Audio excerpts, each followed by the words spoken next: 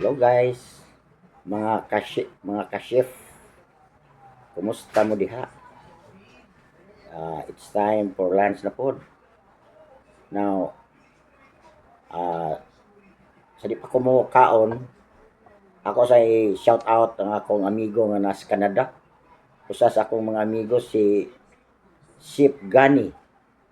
Chef Gan, kumusta ka diha? Og sa imong hamiling kapikas, si Alma, mga ka-chef gyapon ako. Kana siya ka-chef nako diri sa Kapion, sa waterfront pa mi. Karon nag-abroad man siya to sa kanang Canada. Dugay na kay sila dito, to na mo yung hasta yung asawa, yung anak siguro, na. Siguro mga 20 katuig na sila dito. So, maayo ninyo dihang pag paniud to sa diha ka-chef gan. Kay karon ting paniud to naman og sa mga guys nga gusto pang maniud to pa. Muni ako sudan ron.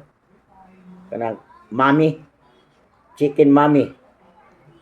Ako paniud to.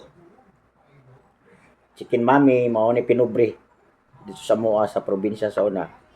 Basta wag ni kuan laing sudan mag-ihaw limig manok nga butahan mo kanang noodles. Murag chicken mami na pod. Kay lami magay sabaw ning kanang manok labi na o kanang imong lamingan nya ihawon panahon sa timpugas. Pastang lami ang sabaw. Unya butahan ni tangad pasti di matamang lami. Karon niya sa niya kung human ako kaon dessert na ko na. Dako kayo nga kanang kuan apple mahurot baka na ako ni. Sige. Og katong mga ka-chef nako diapon sa kanang Cebu Plaza sa una. Si Romy Albacete nga karon na nagpuyo sa may Bilya Lison, Kalamban. O nainegosyo nga kanang tubigan.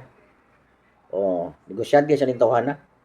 Ya karon nagka nanamay laing-laing nanama siya pamilya pod nga to sa gawas nga iyang anak to abroad sad. Ang iyang sa anak nakabana pod og ang iyang anak lalaki nakabana o nakaasawa og Haponesa. Swerte po guys siya. Okay. Mga aunatan ninyo mga ka-chef. Ka-chef nako nga sa una nga nalimot ko suban. Sige, dongatan yung paniud to. Mao ni akong sudan no.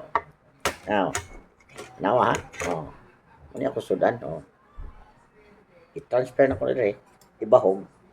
Daog na. Okay? Thank you.